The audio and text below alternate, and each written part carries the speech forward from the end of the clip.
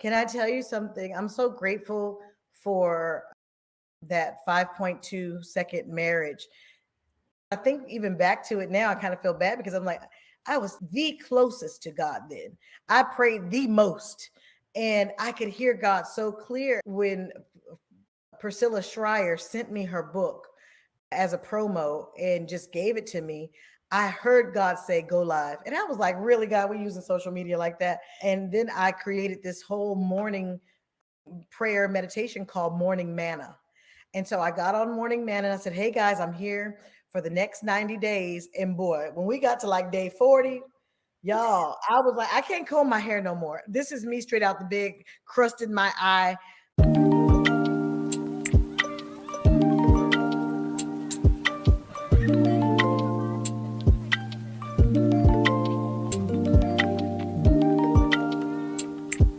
Welcome back to Talking with Tiffany. I am your host, and today I have an amazing guest. I am like super stoked that I get to have this person on my podcast. I met this person a year ago, and when I say she blessed my soul, she did. And it was like, you could just definitely tell it was a God moment. And you know, when you meet your people, right? Like, you're just like, oh, Holy Spirit, oh yeah. So getting ready to come to the stage is Brely Evans, the actress, the singer, the she is in plays. She does a lot of things, and she's an author, but she is amazing. She has been on the hit show The Neighborhood, Family Business. She's filming a new show called Black Girl Interrupted. She's on the OWN Network's Ambition. She's been on Being Mary Jane, and we all know we've watched that. She is fantabulous. Brely says it's her faith, drive, positive outlook, and commitment to excellence that continues to reward her with career opportunities. Her heart for everyone to live by their dreams is so big that she founded a nonprofit organization called From 9 to 5 to Wow to assist entrepreneurs as they take a leap into self-employment. Ladies and gentlemen, please put your hands together for my dear friend, Brely Evans. You know what? Your intro was fantabulous. I was like, what's she talking about? I want to be her best friend. No, Oh, it's so amazing. Thank you for being a guest on the show. absolutely. I really appreciate you. Can you tell the crowd, in our audience, a little bit about yourself? Because there's some people that may be not familiar with your works, but if you watch BET, we be seeing you, girl. Honey, because BET stands for Braley Entertainment Television. Okay. That's what BET stands for. And I love them. Thank you to everybody over at BET for hiring me, giving me a platform, giving me a career. If you don't know me, then I haven't been doing my job properly. You probably say, I know her face, but not her name. But it's Brely Evans. I have been in this television world since the moment someone said, you're wasting your time and my money. You should be on TV. And I started with the Twix commercial saying, Pookie Pie, does my butt look big in these? And it did. So, and everyone, so that was my first time on TV. And after that, I was blessed to be a part of Sparkle with Whitney Houston, her last film. And next was Just Right with Queen Latifah. And being Mary Jane, Ambitions, and now Family Business, and now A Mother's Intuition on January 23rd on TV1. Myself and Denise Boutte have a new movie coming out. It's going to be really good. It's a thriller. So yeah, that's what I be doing. But I'm God's girl. Who I am is one who is living on purpose to make sure that others are doing the same. So that's the purpose that God is giving me audience with everybody because he has a word to come through me and he's getting their attention with allowing me to be on TV and film. I love that. I love that. And I remember when I was getting ready to set up for this episode, I was like, who could be a good person for this? Because the episode is called Embracing the Journey of Self-Love and Understanding Self-Nurturing and the Relationship with Yourself. And I met you at an event where you were talking about your new song, Don't Date Down, and your new book that's coming out in June, Don't Date Down. And one of the things you kind of talked about was how you had to recognize and love yourself, right? And what that looked like. And so I started to think about it because that's something that people struggle with. And Yeah. you are now like, hey, I want people to recognize that it's not only you, it's the God in you, right? And Mhm. seeing that. So, with that, my first question is because I looked at the word self love and I was like, okay, it's regard for one's own well being and happiness. And then love is an intense, deep feeling of affection. And I always talk about on this podcast that whenever you put the word self in front of a word, we minimize the word in front of it for when self is attached to it. Like, I'm self determined. Okay, I'm only determined on Tuesdays and Wednesdays and stuff Right. like that. And with self love and stuff. So, what would be your definition with that word? Self love is for me the highest form of loving God. And you can leave that right there. That was so good. And you're Like, so right. if we don't understand that there is a source that is yet giving us breath in this moment, that is yet, you know, allowing us to be, and as we don't take care of ourselves and don't have self love, we're literally shunning the God that makes it all possible. So I think self love is your marker for how you say you love God. And I I know think that's you're tough absolutely for a right. lot of people to digest and to say. I mean, it even makes me curl my toes a bit because I'm like, that means how I exercise, how I eat, how I love others, how I take time with myself, how I'm gentle with my words with myself, how I regulate my thought process, all is a meter, a barometer of how much I love God. I believe that. I believe that. I teach this workshop called Breaking Generational Curses. And Oof. in the workshop, it's phenomenal. Like it's hands-on, it's just amazing. And at towards the end, I put self-care above self-love because I think it's if you don't know how to care for yourself, how can you properly love something? And a lot of That's right. people don't recognize that because they're like, oh, self-love, I'm gonna get my nails done or whatever. And it's bigger than that. It's so Mhm. much bigger than that. And like you said, it's like how you eat, what do you put in your body? What is a direct reflection of the inside versus what you make beautiful on the outside for others to see? There you go. Because it shows. It shows. It sure does. So taking you back to because you're from Oakland Yeah, and from the Bay Area Bay and Area. growing up there, and I know that you've always been, I remember you telling us that you were in a group, and I actually met Yeah. somebody that was like, my sister was in that group, and I was like, what? And I wanted to know, like, what was your relationship with self-love back then versus what's your self-love now? Because I think it's probably changed also because you've been through some things since then. So can you kind of tell us about what your experience with that? What's funny is this is a great day and age to be a teenager and older because there's so much talk about self love and this self care and all the things. Because when I was growing up in my teens and 20s, nobody was talking about those things. So I was mainly focused on what everybody else thought of me. That's how I grew up, is making sure that people had a my reputation was solid, making sure I looked the part, making sure, it was all about how others felt about me. And it was most certainly not about how I felt about myself.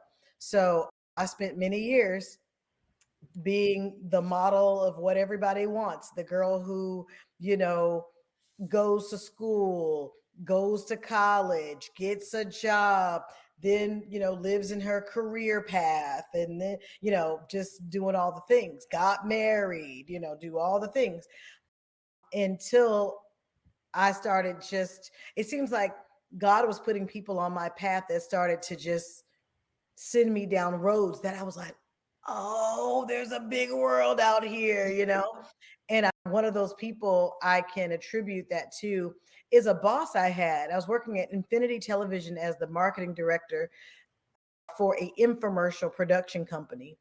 And they sent me to something called Landmark. And at the time, I kind of was like, what is this cultish thing? But it was really a no, really, because I grew up in church. So anything that's not church, anything that was like, I don't know what y'all talking about.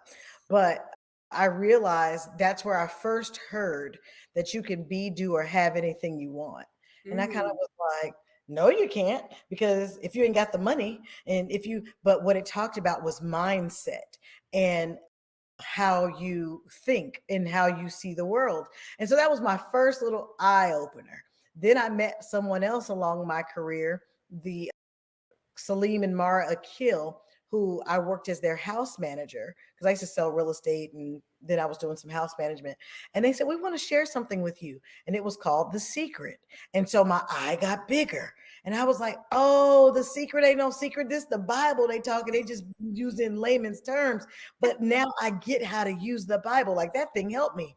So, mm, and then my next biggest turning point was somebody showed me who, because I've been able to be exposed to different ways of life, Scientology, all the things, Baptist, Catholic. I grew up in a Catholic church. Like I'm just a plethora of all these things, but all of them make up gearing me towards finding out that there's a God in me, not the God in the sky, not the God, the big man upstairs, but really going, oh, I am walking, breathing. I am literally like his arms and legs in this earth. I'm a part of the body of Christ. Like it's big, it's a situation. So I'm glad that I had the journey I had because I, like you said, can speak of two different sides of it, not knowing a thing about it and then knowing a lot about it. yeah, that's so amazing because I wish I could say I remember when I was growing up, my parents sent me to my grandmother's house, and forever I thought I was abandoned.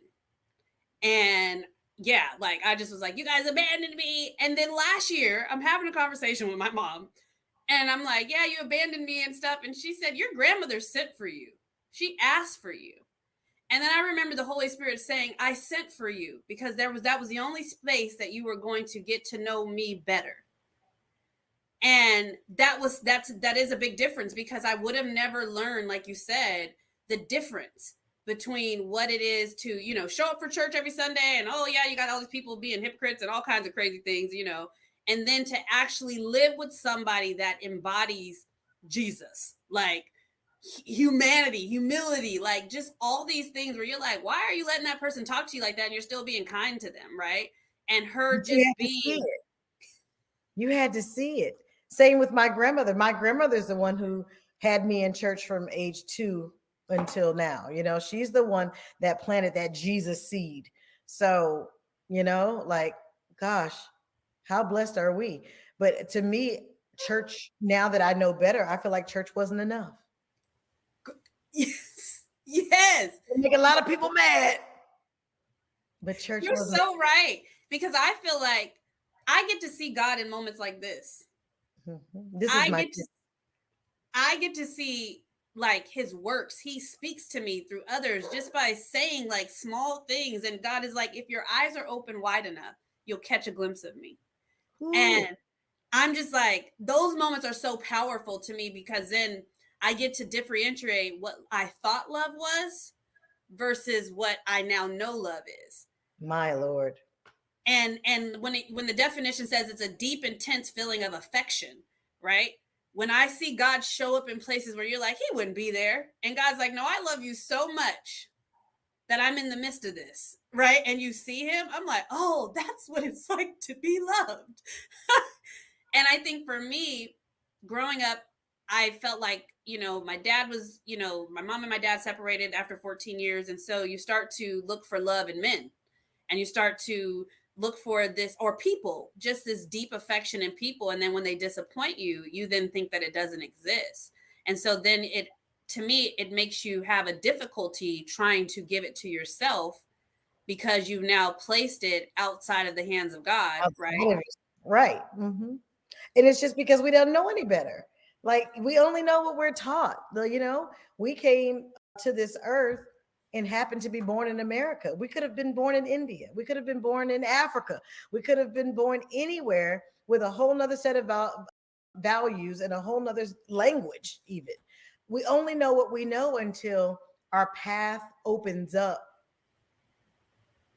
thought processes that gives us, like you said, that glimpse of God. And so that's why I'm grateful for your platform, because it reminds people, or even not even reminds, yes it does, it reminds them of who they are, because when they hear us talking about such a thing, something is triggered on the inside and they're Mm, like, what's that?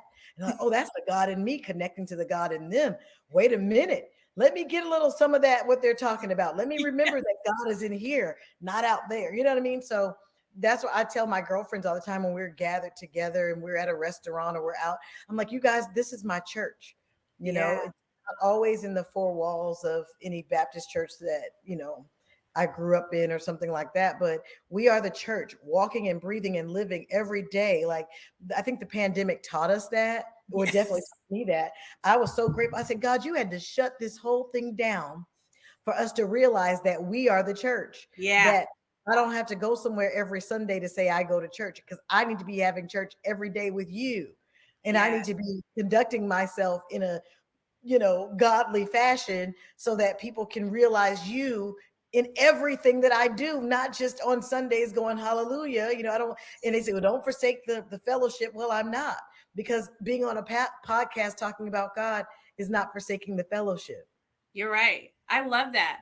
And what I also like, just to piggyback on what you're saying, is that there was something I remember watching your interview with Lateris on Dear Wifey. And you talked about when you got into a relationship and there was a difference now. There's a big difference between you and now that you're out of that relationship. But one of the Yes. things you did in that relationship that I was like, oh my God, you said every day God told me to get online. Can you tell us a little bit more about that? Because that was something that I know you were doing for yourself, but you also were showing God to people and showing like glimpses of Him in that. Can I tell you something? I'm so grateful for that 5.2 second marriage. When I think even back to it now, I kind of feel bad, because I'm like, I was the closest to God then. I prayed the most, and I could hear God so clear. And when Priscilla Schreier sent me her book as a promo and just gave it to me, I heard God say go live. And I was like, really, God, we're using social media like that. And then I created this whole morning prayer meditation called Morning Manna. And so I got on Morning Manna and I said, hey guys, I'm here for the next 90 days. And boy, when we got to like day 40, y'all, I was like, I can't comb my hair no more. This is me straight out the big, crust in my eye. I don't know why he gave me this assignment, because it just felt like it was never going to be over. 90 days is a long time when God tells you to do something every day at 6 a.m. I was like, are you serious? But I'm so glad that he gave me that time with him, because I came out of that failed marriage unscathed. It was like going through, the fiery pits, right? Or going Daniel in the lion's den and never getting bit. Like I was right there in it and came out and didn't even have no soot on my clothes, didn't have, look just as young and vibrant. As the stress of it doesn't show on me. And I'm grateful. But I do realize during that time, I was the most in my word, even than now. So I guess saying it makes me want to be like, girl, you better get back in that word. But but um yeah, so that's how Morning Manna started. God just said, do this thing. And then after I finished doing Morning Manna, I'll never forget that we were having some financial problems, because I wasn't working very much in that first year of marriage.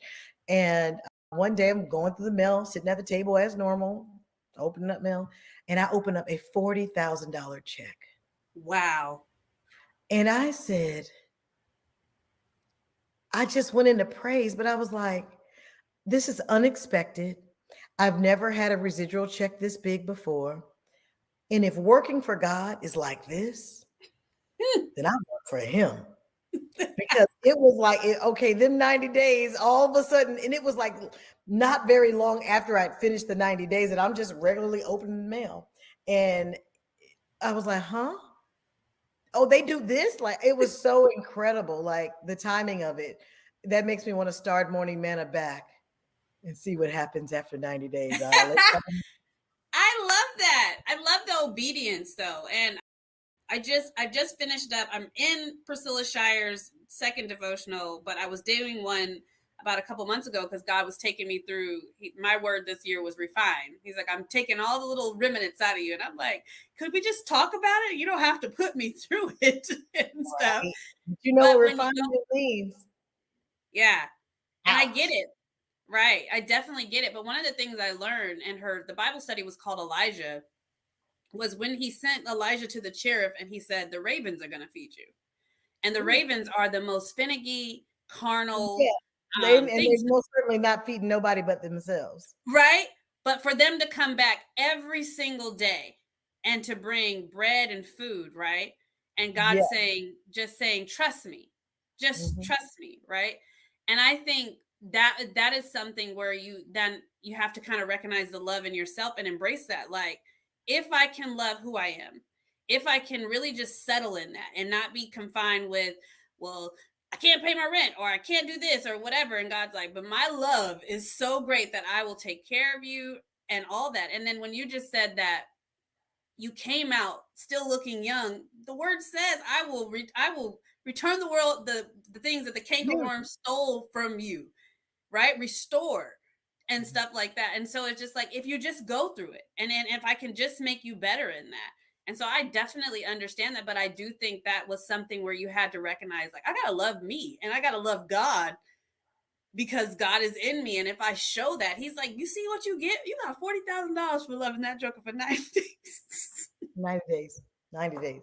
90 days. Like it was most certainly a struggle. It was a I mean, y'all, I cannot lie. I mean, yeah. But at the end of it, God blessing me like that. And I'm not even saying I'm gonna call God to the carpet. I'm gonna say, I dare y'all. You need something, what you gonna sacrifice? Yeah. I sacrificed much sleep. I sacrificed getting into it with the guy I said I do to was, some days standing beyond me, beyond the computer. One day he unplugged the internet. Like, Hmm. I had to go sit in my car sometimes in the back seat and be like, oh guys, saving face. Oh, the internet was messed up, when really there was turmoil in my household, but I was Wow. committed to this 90-day thing. Sometimes I would get up at 4 o'clock in the morning because I knew I had to be on by 6, drive to Long Beach to my 90-year-old aunt's house, knowing that she gets up at 5 and knocking. She's like, what are you doing here? I'm like, there was turmoil in my house, but I got to go live and do my morning manna. She's like, come on in. I Wow. went through so much when I think back to it that, That is, first of all, you want to, the reason why I think that's so amazing is because the intimacy that God asked you to have and the vulnerability that you had to have, right? You said, I got to a point where I wasn't even putting no makeup on, just, and God's like, will you, I couldn't be cute. I was like, y'all, right?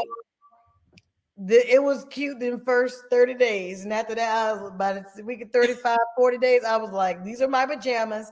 This is what I look like with my hair not combed. And this is the crust in my eye. Let's go. What the word? Okay.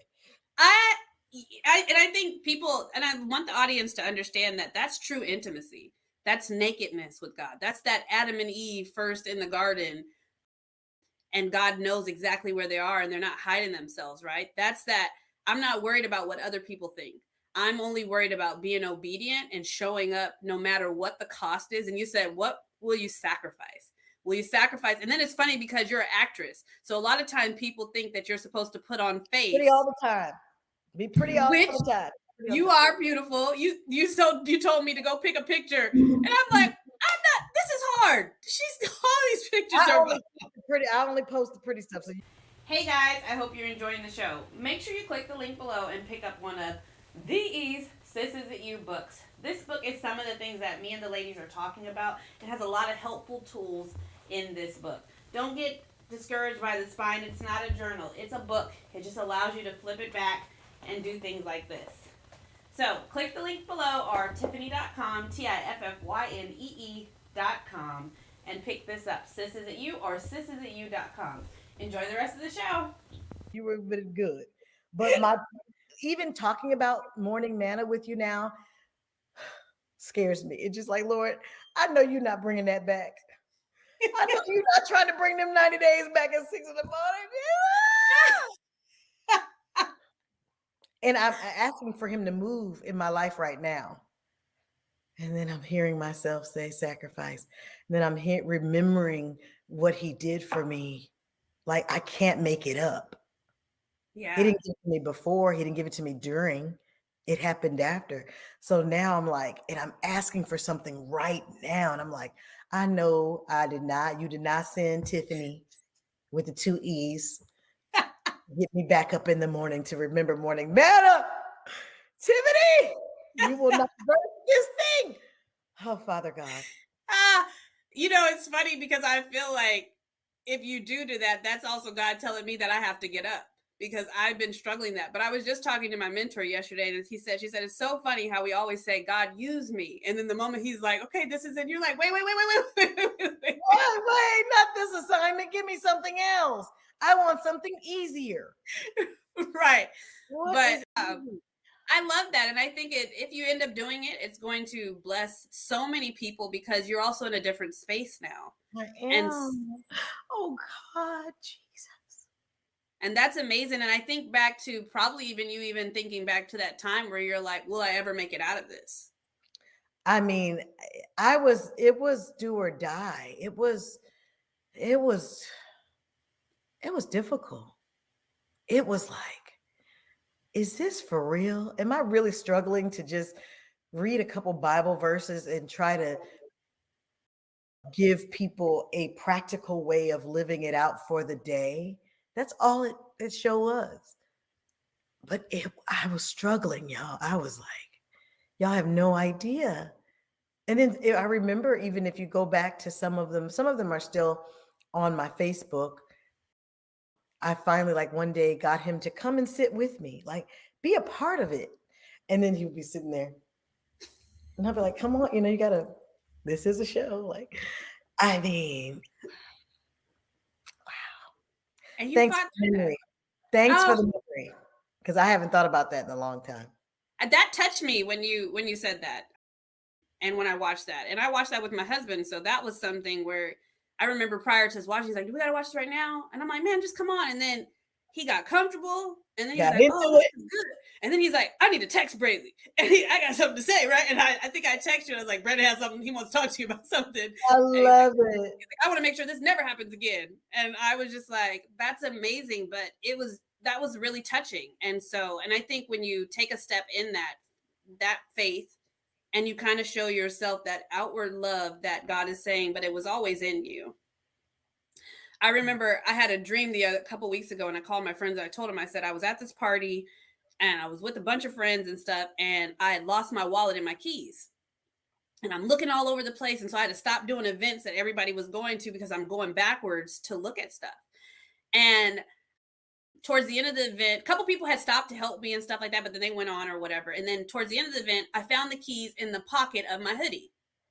And so when I woke up, I was like, God, what are you trying to say to me? And he said that everything that has always been in you. And I was like, he said, you often look outside of you and you backtrack to things that have nothing to do with what's in you. He said, there's people that would have paid for you to eat because they love you so much and they see me in you. There's people that would have given you a ride if you didn't have your keys. But he said, because you were so focused on what you thought got you in the door, you didn't even realize that it was always in you. And I was like, oh. And I think there's something that just hit me. It's like, you have the keys. Like, the keys, meaning you can unlock any door. Like, you have the keys to whatever you like. You have the key. A key is specifically grinded, those ridges Specifically, yeah. for a specific lock. And it was like you had the keys. Those things that are specific to you, you have the thing that's gonna unlock the oh, that's good. Yeah. And then, speaking of that, I teach a keys to kinky workshop for married, like, women and more people that are in relationships and stuff. And I have everybody gets a lock and they get a key, but they don't know that the key doesn't go to the lock. It goes to someone else's lock. And I said, sometimes you have to travel outside of yourself to find something. And I remember I was reading this story and the guy said, this guy went to his door, went to go unlock the door and couldn't find his key. So he starts searching all over the ground and stuff like that. And then he moves backwards toward the lamp, towards the sidewalk, because he's looking all over. A neighbor stops and was like, "Hey, what are you doing?" He's like, "I'm looking for my keys." He's like, "Where's the last place you seen it?" He said, "In the house." And the guy said, "Yet you're looking back over here." And the guy said in the book, he said, God says you look where the light is, but you never want to go inside where it's dark to find what's actually in you. Mm. And I just was like, can you imagine how much further we get from stuff because we're looking for stuff outside of us, because light is like, maybe I want to talk to you because you're light, right? Instead of just going to therapy and figuring out what's in me, what's dark, that you will allow God to shine a light on because you are the key.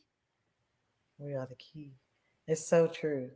But that's why I think these conversations are powerful because we unlock or remind people go look for your own keys. Yes, that's what this book is all about, though, because people think like It's you, sis.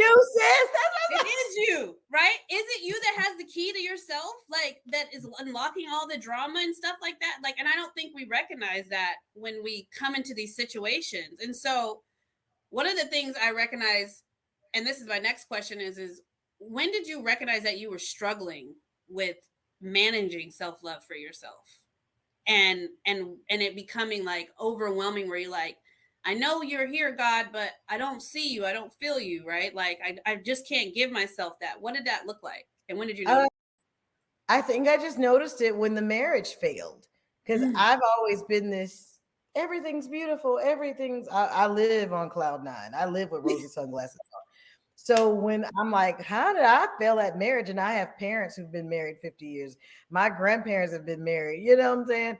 All I know is relationship. Like this don't make no sense. That was when I was just like, okay, well, I thought something was wrong with me. So, in searching for, I guess, what was right with myself, going through counseling, I like to give it up to every therapist that let me sit on their chair, that heard me out, that gave me, you know, reminded me where my keys were, because it was them who helped me navigate. And I think people take for granted how important going to therapy is. It's Yeah, important. Like just as important as it is for you to go to the dentist, it's just important for you to go to therapy to get your mind, yeah, get the cavities out of your mind. absolutely. And I was telling somebody, I was explaining to my sibling the other day about therapy, and I was like, therapy is like you having a U-Haul truck that you just threw all your crap in. A therapist or a counselor comes in, helps you unpack the stuff, put the shirts in the shirt box and label it. Put it back in the U-Haul. Hey, can you even fit this shirt anymore? Let's put it in the giveaway bag, right? Let's trash this. So then your U-Haul has room. So if you do get with a partner that has a messy U-Haul, you may have a little bit of room to carry something for someone. And some people don't recognize that's why therapy is important. Speaking of that, you said something about something that the therapist has said to you specifically about yourself. I don't know if you remember it. The therapist had told you, it was kind of like a, you understand, she was saying, again, I'm trying to Is remember. it the part because I always talk about when she says I was set to fly? No, it was more of when she Oh, kind of that I'm recognized. as much as a fool. They don't know who the fool is. She also says that woman, that last therapist, whoo, she got me together. She's like, you out here arguing with a fool and you looking like a fool. Like I was like, me? But I didn't start it. I didn't. She's like, yeah. But someone on the outside watching you guys is like, I don't know which one the fool is. Yeah, but it Oh, was, that got my lips. Too stubborn. I was like, the next time She's he starts up, I'm saying nothing. right. She had said another thing too, and I can't remember right this second, but it basically you had came to this light where you're like, you were gaining some of your self back, right? Because you had lost it. And she was telling you like you have the power. Like she was giving found your keys in the lost and found and gave them back to you. Mm-hmm. And I just remember you saying that was the moment when I started to focus on me, like just be better and stuff like that. Because I think sometimes we don't recognize when we feel like we're not being loved and we're not embracing it, we then become abusive. And not Yeah. even just abusive to self, abusive to others and not even know it just because And, we feel like we're defending ourselves. and let me say this: when you allow other people to abuse you, that is abusing yourself. Mm, Allowing other people, like I feel so responsible for my young ones who are going through, the teenagers and the 20 somethings who are going through relationship problems. And I'm like, oh Lord, this book is not coming out fast enough, and I even just like, come on, because I want to be able to talk about it more. I want people to have a tool in their hands, because we're allowing some things that simply don't serve us. And it is self sabotage, it is self abuse. We talk about yeah, self love, but we can talk about self abuse too, yeah. because certain things should not be allowed in the first time. Not, how many red flags does one need to see to know that this is a stop sign? Did you Huh? say magenta flags? Where you say Yes, I was like, I was letting flags go by. Oh, that one's just pink. Oh, it's okay. That one's magenta. Oh, that one's rose gold. that's got But to be in the book? it has to be in the book. It's a t-shirt that has to be printed as well. Because how many times are you going to let these things go and go and go, and then they begin to be read, and you still are like, well, everybody needs a chance. Everybody needs it. Yeah, they need a chance over there so they Yeah, can get it together by themselves. Not yeah, with you, not on your head, in your feelings, in your world. um, no one gets to call you out of your name. They don't right. get to do that. No one gets to damage your property. No one gets to, you know, say hurtful things to you. They Yeah. don't get to do that. And the moment they feel like they can, and they do, is when you excuse yourself, because you must love on yourself and say, oh, that isn't in my love box. So let me get my keys and let me go. Because see, this right here is a no for me. But I stuck around and thought that, hey, if I jump in the ring with this clown, Mm. I can. What I essentially did was put on a clown suit as well. If I jump in this ring and become a clown too, I can out clown him. No, no, boo. No, you just clowning. And y'all two clowns clowning. So it was when I decided, oh, he's in the ring again. I'm not getting in. And I sat That's ringside. what she told you. That's Oh, what she told you.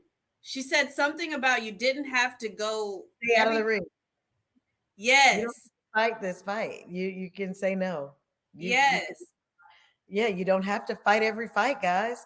When you see somebody causing your crown to tilt because it's about to fall off, get out of there before your crown tilts. Be like, oh Right. no, I don't know who you're talking to. And kings, this is for you too. When a young lady is doing anything that causes your king to about to dip and fall, piece her out. Be like, You're hey, absolutely right. I'm gonna let you have that. Because You're see, this absolutely thing right. right here, I will not come out off my throne to deal with a peasant. Yeah. And you I have will. to swallow that pride, especially for our kings. You have to put that pride because pride is your demise. And the It is moment that you think that I have to, that you look foolish holding it on instead of saying, this is where it stays, right? days. So it shouldn't even be wobbling if I'm around you because I'm doing all this with you. Like it Right. should be staying there. And the moment that I feel like it's unstable, my I'm out. pride needs to be like, I'm going to humble myself and say, let me walk myself out of this because I deserve better. Not, I can fix this or you ain't going to talk to me like this. It's not even worth it. So It's men, it's for you too, because some of us ladies will lead you down, you know, and I feel like if I was the catalyst for causing that man's crown to shake, then he should have been out. yeah. He should not have stayed. Period.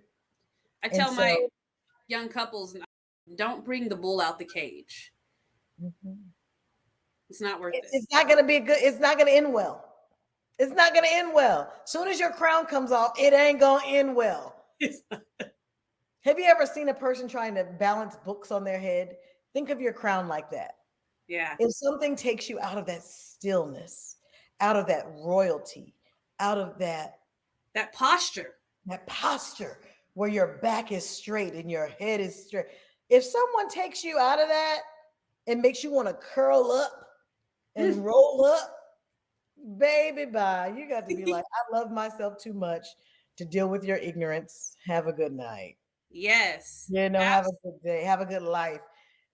There are many, many, many, many fish in the sea. And I believe God has someone for all of us.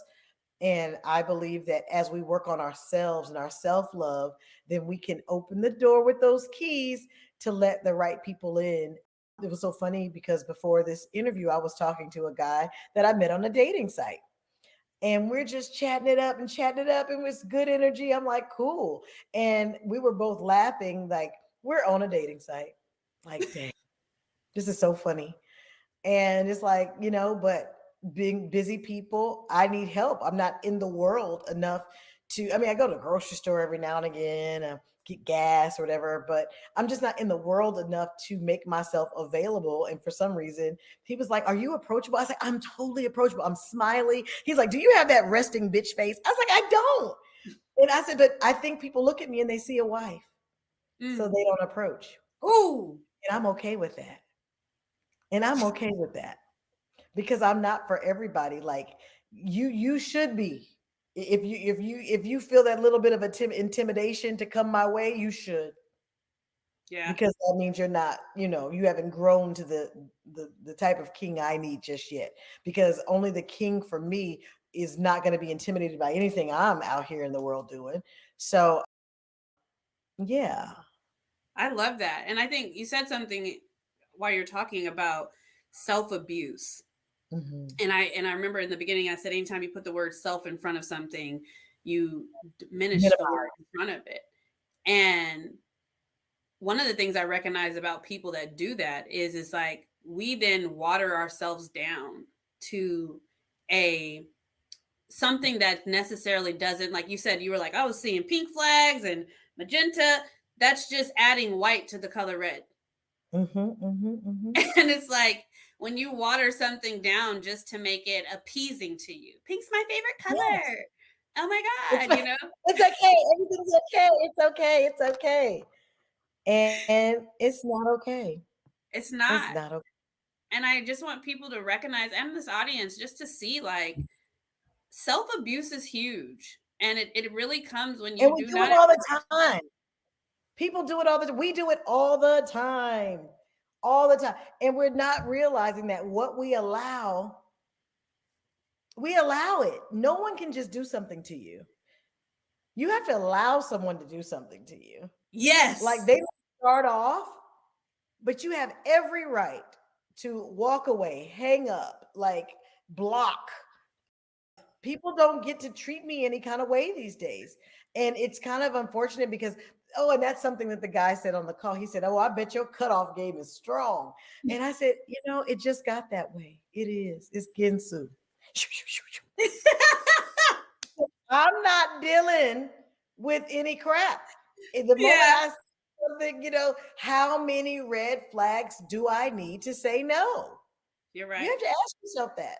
And for You're me, it used to be three. It used to be like, well, everybody needs a chance. So that's one, two, three. But honey, two and three come so fast after the first one yeah, that you begin to think, oh no, that was 1A, 1B, 1C, and two. Like, no, no. So lately I've been on one red flag. Like, how many times do you get to disappoint me? And so I don't know what I'm creating in myself as far as for marriage. This is where your clinical sexologist therapy self can help me, because I could be setting myself up for a bad way by saying, I see a red flag, I'm out. I would Help say, me, Tiffany, help me. well, here's the funny thing. I was actually going to give you some advice. I tell my couples, I do this singles workshop. It's called Rip Up Your List. And what I do is I have all these people come in, and when you walk in, you see all these Lego figurines. Mhm. And when you get to pick one, but you don't get to touch it. And then there's two on the side that says where these are off limits, right? So when you come in, we have a person go around, pass out like a bucket of Legos, and you kind of just pull the parts that you saw that from the piece that you wanted. So Mhm. then I have everybody raise their hand and tell me what piece they chose, and I purposely give them the opposite of what they chose. And then I give them a minute to put that together to make it look like what they chose. And so in that first minute, people are like, this is not what I chose. And I said, yeah, this is exactly what you do when you're dating and you haven't really wrote down a list, right? You just saw something that your eye attracted, but you didn't know what was inside. Then I said, and for the people that are like, well, this is not the one I chose, I said, and some of those things that you chose were off limits. Those are married people, people that you knew that didn't have no business being with, but you still chose those pieces anyways. So then I give them another minute and I put all the things on the side and I tell them what they have. And so then I do like this countdown, like 10, 9, like I give them 30, like I'm going fast, right? And they're like, slow down. And I said, this is what you do when you want to rush people to who you want them to be because of what you've seen. I said, it took Brandon and I 12 years to build this, right? And 15 years because we've been together. So I said, but you're rushing something because you see what you like and you want to put it together. And then I say there's opportunities where you can come and ask people to help you in what this looks like, but yet you still won't ask because you think you could do it by yourself. So I have them write down this list, and at the end, I make them rip them up. And a lot of people were mad because they're like, I want I my just, list. right? And I said, but yet you didn't consult God. Yes, you should have a list, because what happens is, and this is the advice that I'm going to give you, is that when someone does this, it makes it to the priority top of your list when it wasn't one of your non-negotiables, just something that annoys you. And when you are creating a relationship with somebody, you're merging with them. It's like an acquisition. You're going to take some of the things that you may like because you should delight in people's differences, not highlight them to make them a spotlight and then make them feel worse, because that's God's job. That's God's job to do the work. And sometimes God is sending you somewhere to do that for a person. So in that, it's like, do you even have a list? Do you have stuff that you're like, this is stuff I don't want to deal with, right? And then have you really looked at it and talked to somebody and said, why? Is it something related to childhood? Is it something, what are you going to unfluff it so you actually can understand why that is something that you don't want to have? Yet creating it in your mind because you saw your girlfriend go through it and she didn't want to deal with it, right? But it is something that you're like, God, is this something that you have gifted me with to break in people? Is this something like that? Like my husband went to Life Christian, went to school and stuff like that, but wasn't like went to mass every week, like daily, right? But wasn't someone that was going to open their Bible. But yet when I started doing it, then he started doing it. Right. And then in the beginning, I was annoyed because I was like, you don't ever read your Bible and da da da da da. Right. And he's like, but it was just me doing it and showing that. And the Bible says that, right? A soft woman's touch and voice and stuff can change a man. And so I think it's knowing that, it's understanding that before you just start saying, this is what I'm not going to deal with. Because if you're waiting for perfect to walk in, perfect means complete. And And you'll that's miss for anybody. God's, yeah, you'll miss God in that if you're constantly waiting for that. I wanted to ask you, how do you infuse love into you? Ooh, by spending time with God, by meditating, by praying, by having these kind of conversations, by showing love through action. Like I always tell my girlfriends, they're like, "Thank you, you're so amazing, you're so this," and I was like, "No, I just love you in action." I think that love is an action word and just not a feeling. Like, "Oh, I love you from over here," but I think it's what you do, it's what you say, it's how you respond. It's action. So that's how I infuse. And thank God that people, when you find yourself healing yourself, more healed people come around you. I think that's why you and I clicked so well, right? Because maybe if it was a couple of years prior when I wasn't so healed, maybe we wouldn't have clicked. But I think like energies swarm each Yeah. other. So I really can't meet anybody too terrible, you know what I mean? And if there are some lessons I need to learn about people, I may hit some bumps. But like I told you, that Ginsu right now is sharp. So well, you're out of here, and I won't do that again. But I think that's how I infuse love is by being in action, and because I'm not perfect by any stretch of the imagination, but I most certainly am cognizant. I'm on purpose. I'm teachable. You know, that's how I infuse love, by just being like, okay, I'm in action, and if someone needs to stop me and get me together, okay, I can receive that. Hard swallow. Move on. Okay, let's go. So yeah. What type of things do you use to feed your spirit? Oh, so I have a book called The ABCs of I Ams. And honey, I get off on them I ams. I am, when I'm driving, I am beautiful. I am strong. I am a wife. I am a multimillionaire. I am the most sought after actress. I am, like, just remembering who I am. That is kind of a daily progress. And yeah, that's probably the most. I look at I have many mentors. I look at a lot of videos all the time, self-help videos. I listen to a lot of audiobooks. So I glean from others, and I also, am sure to reach down in myself and pull some things out, even when I don't feel like it. That's the best time to do it, when you don't feel like it. That's good. How do you keep yourself from being thirsty? Thirsty. And when I mean thirsty, like God says, I am the living water, right? Mhm. So, what do you make sure? Because one of the things I teach is don't be thirsty, but you can't be thirsty if you're drinking man's water. You can be thirsty if you're constantly Yeah, drinking. I think you just said it in that, and it's just making sure that God is so, like, there was a lot of some things going on in my family that I couldn't, and I'm one of those people, I will cut the check. CTC, let me take care of it here. Take care of it. And there were too many things happening in some extended family, close family, and I couldn't cut the check. And I was like, Father God. And I think that's why he arrests my finances sometimes, because he knows his daughter will try to play Mm, God to take care of it. So he led me to up. I'm calling family prayer. I'm calling family prayer. So that's how I do that. I stay plugged into the source. I So love that. I love bring it that. with me. Yeah. I love that. Can you give our audience 3 to 5 things that you can advice for how to continue to embrace self love and an understanding and nurturing the relationship with yourself and God? Three activities. Not just anything. 3 things that you're like, this is what I think would help you. This is what I think that I think. Um, I feel like spend some time. One would be spend time with yourself so that you can know what you need. Like What does sometimes that it's look like, like for you? so it's like, I need a hug. And so guess what the Bible says? Then give one. It's just that simple. You know, spend time with yourself, know what you want.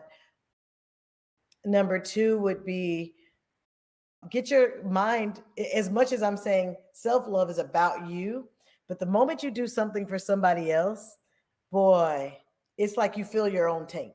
So also make sure that you are being love in action, because when you do for others, I don't know how that thing works, but boy, it makes you feel so good, fills your tank. And number three would be get in your word. I mean, just keep it simple.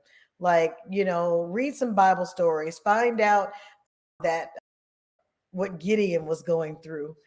Get yourself some um, Bible stories that you can see yourself in.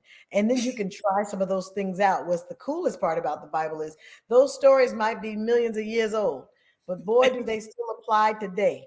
Because you'll be like, okay, I'm doing the Gideon's prayer about this one. No, I'm doing Jabez's prayer about this one. Okay, no, I'm gonna fast, do a Daniel fast about this one. Like, there are so many remedies. You've heard it a million times. The Bible's a bag of seeds. Like, what you want Yeah, to grow, what you want to grow, it's in that's there. So those are the three. that's so good. And it's funny because when you said compare, get you a story. It's like even with Jonah in the well. Sometimes people can only see the well, but sometimes it's just God sitting you down for 3 days and not letting you have Right. access to anything. And Anything. Huh. Give anything 3 days before you make a move. I mean, come on, let's not keep it like he died on Friday, rose on Sunday. yes, Anything you do, give it 3 days. I mean, yes. Well, I so. thank you so much for being on the show and having you be here. Can you tell everybody how they can find you, what things you have coming up, and what things they should need to tap into, and where to find your book? Don't you just love that when you're on StreamYard and it says put your name here? I put my website, BrelyEvans.com. So this whole hour, you guys have been able to visit my websites, keep in touch with me. Even if you don't buy something, give me your email address or something so that you can know what's going on with me. All social media, there's my name, Brely Evans on all social media. Like I said, I have a new movie coming out July 23rd called A Mother's Intuition. I just finished a Christmas movie. Ooh. Can't really talk about that one, but I just finished it, but it's coming out in BT this year.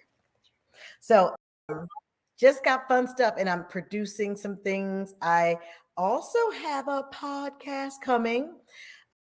So yeah, it's just fun stuff happening, and I won't stop producing. And now I got to go talk to God about getting up in the wee hours of the morning. Thanks, Tiffany. Thanks a lot. So yeah, that's pretty much me. I love to say this. I am a ordinary girl doing extraordinary things. You And absolutely I are. believe that all of you guys can be too. God is no respecter of person. He's calling on us to use our sets of gifts and talents. Tiffany, do you know that just in this conversation alone, you at least said 5 classes that you give that I had no idea about? I was like, what? Generational curses. I'm like, you giving all kinds of courses, ma'am. What? I think that's super phenomenal. And that, man, what an inspiration you are to learn a thing and then go teach it to folks. Like, come on, I'm sure Thank God you. is pleased with your work. So big ups to you. Cause I was like, Thank what? you. Yeah, Thank I gotta you. send folks your way. Who knew?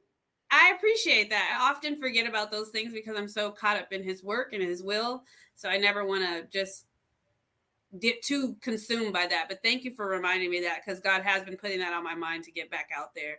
So yes, Yeah. I am teaching a class next week called Vobelin Diaries about the Black women's stories about our bodies, and it's going to be amazing. So if you are and you see it, catch it, and you can always contact me to have me come teach a class. I want to thank Brely for joining us, everybody, and we'll see you later. Bye. Bye. Hey guys, I hope you enjoyed this episode. Make sure you tune in to season 2 with Talking with Tiffany.